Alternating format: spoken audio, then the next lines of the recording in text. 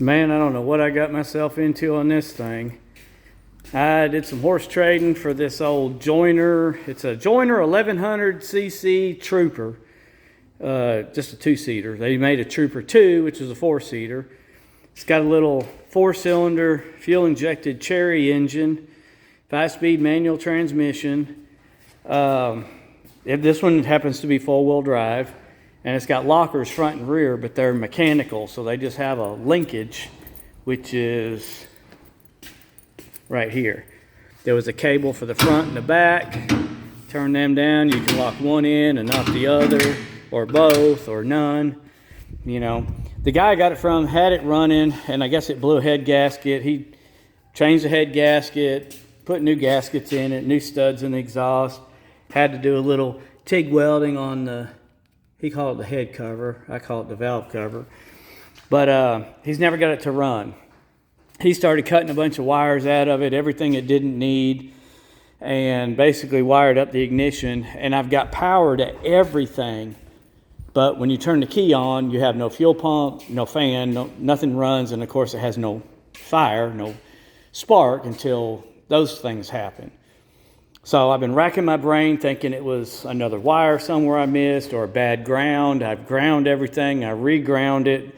And I went to the ECM because I believe it gets a ground through this. And it just has the one plug. I don't know if you can see down in there, but that middle post has got some mud around it. Well, as soon as I took this out, I could shake it and you could hear it sound like gravel in it.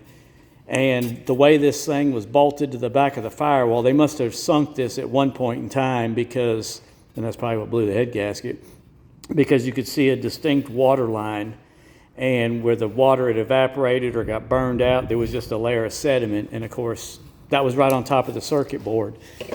So I'm kind of at a standstill now until I get a circuit board, and then hopefully it'll fire up and run. And if it does, then I can start putting this all back together. He took all the side panels and stuff off, but I have 5 full, I think they're 5x10 sheets of black aluminum that I can cut and make my own panels and hood and put this thing kind of back the way it should be. So it doesn't have a winch in it. It did have one at one time, and it's got part of the wiring. It has the solenoids back there. You can barely see them right there. And it did have the power cables run up here to those posts right there. But I took all that out of the equation, so I didn't have to worry about if there was a short to ground or something was going on with that. Basically, anything that he had cut, I just took the rest of the way out of the picture because I want to make dang sure that basically the only wires is what it needs for the knock sensor, which that could also be bad. I need to test it, but I know the ECM's bad for sure. So that's the first thing. Get that either replaced or repaired. Test the knock sensor, see if it's any good. If it's good, then make sure all those wires to all that stuff that has to do with the engine and the ECM is intact. And so far it is, with the exception of O2 sensors. So I have one on that side that's hooked up and plugged in, but I'm missing the lead pipe that ties in with this pipe and muffler. Or I say muffler, I think that's actually a cat from when I looked inside it. And I'm missing, and it has a couple of bungs for O2 sensors. And that's what this is. That's an O2 sensor wire. I'd have to have that other O2 sensor. Will it need it to make it run correctly? I don't know. I'm going to say yes, because it's going to definitely affect the fuel-air ratio in some shape, form, or fashion. But for now, we'll just see if we can get that taken care of and get this thing to bust off and run. And then hopefully the clutch and all that's good, which I believe it is because I put it in gear one day and tried to crank it, and it literally jumped forward like it was going to come out of the shop. So the clutch actually seems like it's fine. Now, whether it releases or not is another story. But that's for a later date. And I don't know when I'm going to be able to take that in. There is a place in Grand Prairie, I think it's ECM Go or Go ECM. I've had them repair one for me in the past, and it was like $300 something bucks, and the alternative was buying a used ECM for $1,700 with no guarantees. So that's what they're going to be doing if I can't find one on eBay. For all I know, a brand new one might be 50 or 100 bucks, but I doubt it. Anyhow, once I get all that going, this thing's going up for sale. I might do a few rips with it and videos, and then, you know, of course, finish up the body panels, wire up those lights at least, and make it where it's safe and it runs and drives and stops, which is another thing. I have all the brake calipers in there, which I'm assuming they were leaking because all 4 of them are gone. Well, they're not gone. They're just not on the machine anymore, which rebuild kits for them are fairly inexpensive, so I got to get that too. But we don't need brakes to get it running. We can drive it without brakes. It's fine. I got enough area I can turn around, and worst case scenario, I'll just aim it towards one of my neighbor's fences, and then I'll just bail out. No, because actually the neighbor's fence is my fence. I built that, so I'll be the one fixing it. But there you go. That's how things go around here at the Rusted Acre. But hope y'all enjoy the video, guys. Stay tuned to my channel. I know I haven't been posting in a long time. I've been super busy with work and trying to move junk out of here, trying to get this shop up and running, which it more or less is. So I've been slacking, yeah, I know, but we're getting down to the point where it's going to be cold and nasty and I'll have time to come out here and work. The only power I have out here right now is via a cord. That's cool. I don't need much light, but I did get my cool wood stove in here. I got it all plumbed in, which I need to get up on the roof and screw that cap down so it don't blow off. And I've already lit a small fire in it today.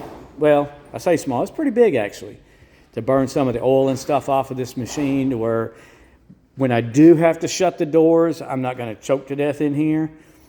I've got a cap right here that I can pop off and clean it out. I'll have to get on the roof and run the chimney sweep down, but I can put a bucket under here and clean all the soot out when it gets to that point. You can clean this thing up. This machine was brand new in a box, still bolted to the crate. There's the crate it was bolted to. Never been used. It come with the blower assembly. Look at that old antique switch on that sucker.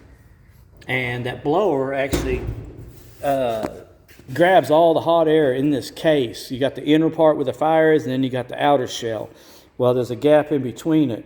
That thing has a hole right here where it sucks all that heat from around there and goes and blows it under the machine and comes out the front. So that blower is going to help really circulate that warm air in this shop. And it ought to be pretty dang comfortable in here. And with that straight shot, let's see, that's 5, 10, 13, 14, 15. It's about 15 foot or so to the top of that, plus another give or take foot on the outside of the building, but it's a straight shot.